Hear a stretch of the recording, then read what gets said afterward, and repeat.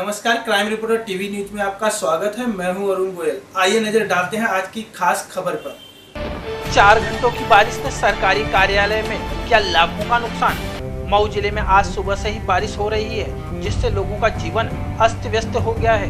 गली मोहल्ले व सड़कों पर पानी भर गया है, जिसके कारण स्कूली बच्चे व आम जनता को काफी परेशानियों का सामना करना पड़ रहा है। बारिश का पानी लोगों के घरों और दुकानों में आ गया है। वहीं बारिश का पानी बिजली विभाग कार्यालय में आ गया, जिससे बिजली विभाग में लाखों का नुकसान हो गया।